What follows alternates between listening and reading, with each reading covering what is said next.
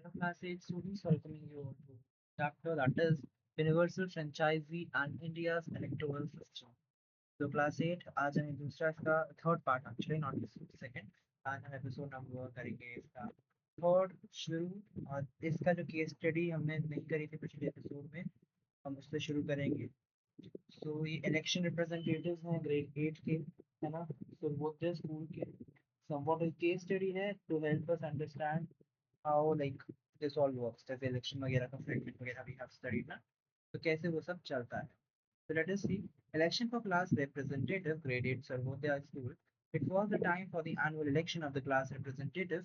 The class rep would represent the class at meetings with teachers, organize events, and act as a bridge between the student and school authorities.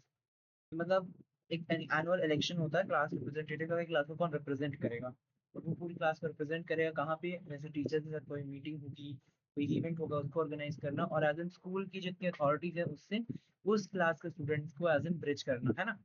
तो यहाँ पर three students Ahmed, Gurmat and Ravi decided to contest for the position.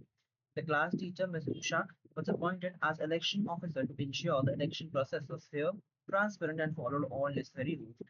तो यहाँ पे इस class में तीन students थे जिसका नाम था अहमद, गुरमत और रवि. ठीक है.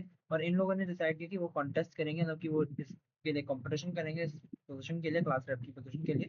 तो जो क्लास टीचर थी Mrs Usha, she decide like she was as election officer, है ना, जिससे कि वो इलेक्शन प्रोसेस देखें कि भैया सारा कुछ with fairness and transparent mean से हो, कोई भी कुछ जितनी चीजें हैं जितने रूल्स उनके साथ हो, है ना. Here is a brief introduction of each of the candidate. अब सारे जो कैंडिडेट्स हैं वो क्या लेकर आते हैं, वो अपने अपने कुछ या तो उनके इंट्रोडक्शन लेकर आते हैं कि they will become the class rep, तो वो क्या करेंगे, है ना. So Ahmed promise to improve the cleanliness of the classroom and playground, यानी कि जो अहमद है उसने बोला कि मैं क्लास रिप्रेजेंटेशन अगर करूंगा तो मैं क्लासरूम की क्लीनलीनेस और प्लेग्राउंड को देखूंगा. Gurmat was interested in helping all her classmates learn better. She proposed creating a system of peer coaching, mutual support. मतलब कि peer coaching मतलब कि peer in the sense जो हमारे साथ वाले लोग होते हैं ना, जैसे हमारी क्लास में जो लोग हैं हमारे जो एज एन सेम एज, तो peer learning peer coaching मतलब कि उनके साथ पढ़ना, उनके साथ पढ़ाना उनको एज एन ऐसे म्यूचुअल सपोर्ट, मतलब कि एक दूसरे का सपोर्ट बनेंगे, एक दूसरे को पढ़ाएंगे. As an Gurmat focused on that. Ravi wanted to make more space in class timetable for the arts curriculum, music, theatre, visual art, and in line with the new curriculum. मतलब कि जो नया करिकुलम था जो कि आपके जितने भी सब्जेक्ट्स हैं वो तो ऑलरेडी होती है ना स्कूल में, बट उसको और ज़्यादा स्पेस चाहिए थी, ज़्यादा पीरियड चाहिए थे म्यूजिक के, थिएटर के, विजुअल आर्ट्स के, जिससे कि वो नए करिकुलम के साथ साथ वो पुराने जो आर्ट्स का पुराना नहीं, मतलब कि आर्ट्स करिकुलम को भी, आर्ट्स के सिलेबस को भी साथ साथ लेकर चले. तो रवि का आइडिया ये था, तो ये देखिए सकते हैं आप लोग, ये था अहमद, पीयर कोचिंग की गुरबत एंड आर्ट्स करिकुलम का रवि. कैंपेनिंग कैसे कैसे की इन लोगों ने, तो वो देखते हैं. अहमद पुट अप पोस्टर, तो अहमद ने पोस्टर्स लगाए. Gurmat use the notice board in school the classmates. अब जो गुरमत है ना, उसने नोटिस बोर्ड का यूज किया और अपने क्लासमेट सारे लोगों से बातचीत करी. और जो रवि है भाई, Ravi held a lunch time music performance to promote her idea, मतलब कि रवि ने फिर एक लंच टाइम में म्यूजिक परफॉर्मेंस दी जिससे कि सारे लोग उसका आइडिया को सपोर्ट करें. Alright. Now Miss Usha, as the election officer, had to organize the elections and ensure it was conducted fairly. She explained the rules to the class, ensuring everyone understand how the secret ballot voting process would work. No one would know who voted for whom. Ensuring the process was private and fair, she set up the voting booth in the corner of the classroom. तो Miss Usha की ऊपर जिम्मेदारी थी, campaigning हो गई है, अब miss Usha को इस सबको सेटअप करना है, इलेक्शन करवाने, और पूरे के पूरे फेयर मीन्स के साथ, कोई भी ऐसे घपला कहीं नहीं होना चाहिए, इस मीन के साथ उनको करवाने हैं. Alright. Now after that also उनको क्या है, उन्होंने सारी क्लास को अपने रूल्स बताए कि we will do like this and that, and not only that and this, पर उन्होंने बाकी चीजें भी जो समझाई ना कि कोई भी क्लास में जो सीक्रेट बैलेट प्रोसेस है, सीक्रेट बैलेट वोटिंग है, मतलब कि कोई भी किसको वोट दे रहा है दे वुड नॉट नो. मतलब कि लेट्स से अगर मैं भी खड़ा हूँ तो मुझे भी नहीं पता मैंने मुझे कौन वोट दे रहा है, एंड एज एन अगर मैं वोट दे रहा हूँ तो मुझे पता है कि मैं किसको वोट दे रहा हूँ, लेकिन ये नहीं पता कि बाकी लोग किसको वोट दे रहे हैं किसको नहीं दे रहे, राइट. तो it was a secret process, तो मैम को, उषा मैम को ये करवाना था. ऑलराइट. इसके अलावा व्हाट इज, सो या, है ना, तो ये जो प्रोसेस था पूरा प्राइवेट रहना चाहिए और फेयर मीन्स के साथ होना चाहिए, इसमें कोई भी एज इन गड़बड़ी नहीं होनी चाहिए. तो she had to make that sure. Alright. तो उसने क्या किया, वोटिंग बूथ जैसे होते हैं ना वैसे सा एक कवर अप बनाया उसका, एज एन वो बनाया जैसे हम यहाँ पे देख सकते हैं, और क्लास के कॉर्नर पे उन्होंने लगा दिया। ठीक है, सो आगे पढ़ते हैं। वोटिंग डे, अब जो कैंपेनिंग हो गई, ये मैम ने सारा कुछ सोच लिया कि okay we will do like that, will do like this, इसका हम ऐसे करेंगे। And when they were making sure ये सब हो सही सही से, तो अब वो जब वोटिंग डे पे आते हैं तो क्या होता है कि अब इलेक्शन डे जो है, हर एक स्टूडेंट जो है उनको एक बैलेट पेपर दिया जाता है। उस पे सारे लोग अपना अपना नाम लिखते हैं, तीनों कैंडिडेट्स। और जो स्टूडेंट हैं उनको बोला जाता है कि वो एक्स मार्क करें जो भी उनको कैंडिडेट चाहिए, एज एन जो भी उनको कैंडिडेट लगता है कि भैया ये बने, तो उसके सामने एक्स लगाएंगे, मतलब क्रॉस मार्क है ना।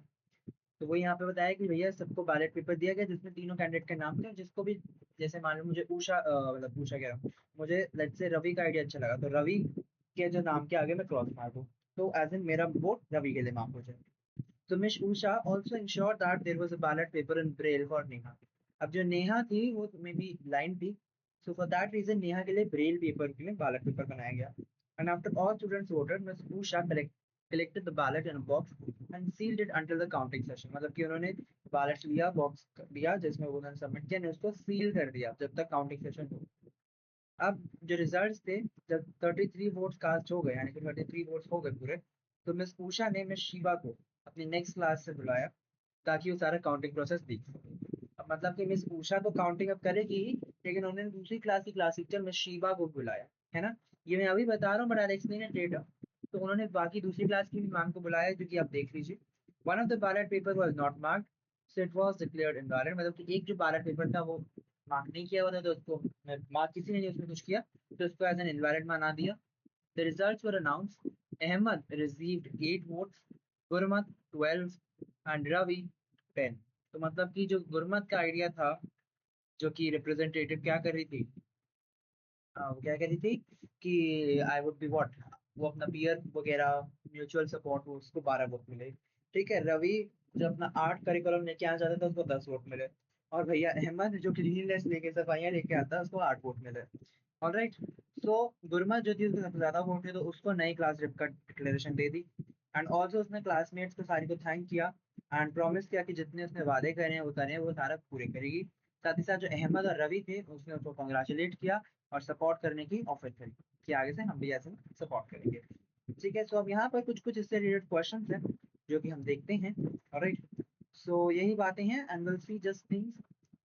Right, what are the most important aspects of the election process in this case, that यानी कि इस केस में इंपॉर्टेंट चीजें क्या थी जो कि आपके इलेक्शन प्रोसेस की इंपॉर्टेंट चीजें होती हैं, वो क्या एस्पेक्ट्स इसमें हमें समझाएगा। सो बैलेट पेपर जो है सबको एक मिलता, so that is like equal opportunity सारे कैंडिडेट के लिए, है ना। मतलब कि जो कि कितने जितने भी कैंडिडेट्स खड़े हैं उन सबका नाम लिख रखा है। तो जो बैलेट पेपर मिलता है सबको, उसमें तीनों कैंडिडेट्स के नाम होते हैं। तो तीनों कैंडिडेट्स, जैसे फॉर एग्जाम्पल केस में तीन ही थे, बट इनसेंस कोई ज्यादा होता है कम होता है, तो सारे कैंडिडेट्स के लिए इक्वल अपॉर्चुनिटीज है। फेयर कैंपेनिंग, यानी कि कैंपेनिंग करने के लिए सबको इजाजत थी। वो सब उनके ऊपर थी कि वो कैसे कैंपेनिंग करें, है ना। इट इज योर विश कि आप कैसे कैंपेनिंग करें, कैसे लोगों को इकट्ठा करें, कैसे लोग से बोले कि भाई आप you do vote for me और not. Right, that was their wish. बाकी पूरी की पूरी छूट थी उन लोगों को, that they have they can do anything they want to, है ना।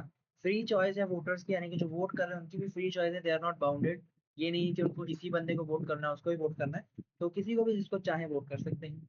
ट्रांसपेरेंट काउंटिंग ऑफ वोट्स, यानी कि जो काउंटिंग करी गई वोट्स की वो भी ट्रांसपेरेंट तरीके से करी गई, है ना। मतलब कि सबके सामने करी गई, कोई छुपा के नहीं करी, कोई इसको ना पता हो, मतलब कि ऐसे ये नहीं करा कि भैया किसी ऐसे सामने कर ली, बताया किसी को नहीं, समझ किसी को नहीं आया, तो हमें पता नहीं किसको कितने वोट्स मिले, बट हमें ये पता किसको कितने वोट्स, हमें ये पता है कि किसको वो हुए। तो ऐसा नहीं था, ऐसा ये था कि सबके सामने होती है वोटिंग, है ना। और अगर आप बोले कि जैसे इलेक्शन होते हैं उसमें कैसे होता है, तो जितने इलेक्शन होते हैं ना उसमें भी ऐसा ही होता है, ऐसे अच्छे से इलेक्शन ऑफिसर्स खड़े होते हैं ज्यादातर, ज्यादा से ज्यादा इतने होते हैं उस एरिया को allocate। अदरवाइज जो बाकी होते हैं, एज एन जितनी भी पार्टीज खड़ी है, जितने भी कैंपेनिंग के लिए जितने कैंडिडेट्स खड़े थे वो खड़े होते हैं, और उनकी पार्टी से कोई खड़ा होता है वो देखने के लिए, है ना, कि वो देखे उनके सामने, वो खोले और उनके सामने काउंटिंग हो, है ना। Independent supervision by the election officer, यानी कि इंडिपेंडेंट सुपरविजन भी होता है इलेक्शन ऑफिसर के, कि सारे जो रूल्स हैं सारे फॉलो हो रहे हैं, सारे ट्रांसपेरेंट तरीके से चीजें हो रही हैं, सारा कुछ फेयरनेस से हो रहा है ना। डिक्लेरेशन ऑफ रिजल्ट ऑनेस्ट, यानी कि हर एक रिजल्ट जो है उसको ऑनेस्टली के साथ डिस्कस किया, डिक्लेयर किया। और सबको इक्वल राइट मिले वोटिंग के लिए, ये नहीं कि कोई बच्चा लेट से कोई था जैसे कोई भी, उसको मैंने 2 वोट दे दिया, किसी को मैंने वोट ही नहीं करने को दिया, तो सबके लिए वोटिंग राइट, यानी कि हर एक बंदे को वोट करने का चांस मिला। तो ये सारे फीचर जो है इलेक्शन को फेयर बनाते हैं और डेमोक्रेटिक बनाते हैं। Alright, why was it important to have a secret ballot? तो नेक्स्ट क्वेश्चन ये है कि इंपॉर्टेंट क्यों था कि एक सीक्रेट बैलेट रखा जाए? तो सीक्रेट बैलेट इसलिए रखा जाता है कि जो लोग वोट कर रहे हैं उनकी प्राइवेसी बनी रहे, उन पे पर्दा रहे। क्यों? क्योंकि अगर किसी को सामने दे रहे हैं तो किसी को होगा कि भैया उसने तो मुझे बोला था, इसने भी मुझे बोला था, अब मैं इसके सामने वोट करूंगा तो ये लोग मुझे बोलेंगे कि भैया तूने उसको वोट किया, मुझे नहीं किया, है ना? और एल्स इस सेंस में या कोई इनको बोलेगा कि भैया तू मेरे सामने वोट करेगा तो तुम्हें देखना है, अगर तू मेरे सामने वोट नहीं करेगा तो मैं तेरे को मारूंगा, लंच के बाद मेरी ऐसे वैसे होते हैं ना। तो इस सेंस से तो ये है। बट एज इन ऐसे सेंस में भी कि कोई बंदा किसी के प्रेशर में ना है, किसी से डर के ना है, किसी से वो ना हो, तो इसलिए प्राइवेसी में एज एन सीक्रेट बैलेट रखा जाता है।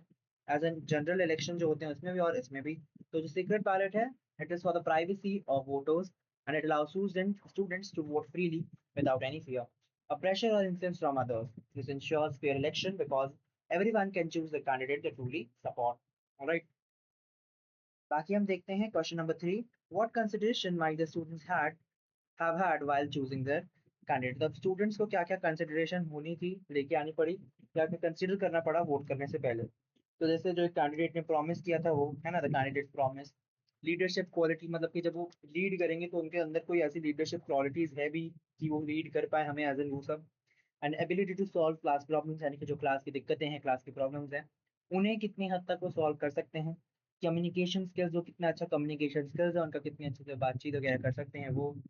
प्रीवियस बिहेवियर्स एंड हेल्पफुलनेस, यानी कि उस काम से लाइक सिलेक्शन से खड़े होने से पहले ही उनका पहले का बिहेवियर कैसा था उसको भी आप मद्देनजर रखेंगे, है ना? Because as an if they had been like this in early और टाइम एज वेल, तो आप उसको भी देखेंगे ना कि हाँ भैया इसने ये गलतियां कर रखी हैं, तो why give him a chance, ऐसा वैसा। राइट, तो वही चीजें हैं। तो ये सारी चीजें आपका हेल्प करती हैं बिहेवियर में, हेल्पनेस में दिखाने के कि इन जनरल वो बंदा कैसा था। और ये आपको भी हेल्प करती है डिसाइड करने में कि that whom you should vote for. क्योंकि उधर में तो बंदा अच्छा ही खड़ा होगा, है ना, अपनी कौन बुराई करेगा, तो आपको वो सब देखने के लिए उनका बैकग्राउंड चेक करना होना चाहिए, उनका पीछे आपका पता होना चाहिए। दैट इज व्हाट इज उनकी प्रीवियस चीजें भी you should know, behaviour you should know, है ना? So the candidates promise leadership quality, honesty, responsibility, ability to solve classroom problems, communication skills and previous behavior, right?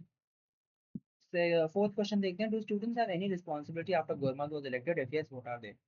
वैसे अब जो students हैं जिन्होंने वोट करा है ना, अब गुरमत तो इलेक्ट हो गई, गुरमत तो जीत गई, तो उसके बाद अब क्या स्टूडेंट्स की कोई है रिस्पॉन्सिबिलिटी उनके प्रति?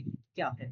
तो वो क्या है? ऑब्वियसली है कि जो स्टूडेंट्स हैं उन्होंने जो अपना रिप्रेजेंटेटिव इलेक्ट किया है उसे सपोर्ट करेगा, उनकी सारी जितनी भी स्कूल एक्टिविटीज है उनसे वो करे, और उनकी जितनी भी प्रॉब्लम्स है वो गुरमत के साथ डिस्कस हो, है ना? अपने अपने गुरमत जो है सजेशंस को दे उनको, और वो लोग भी उससे गुरमत से बोले कि भैया हाँ तो ऐसे ऐसे कर।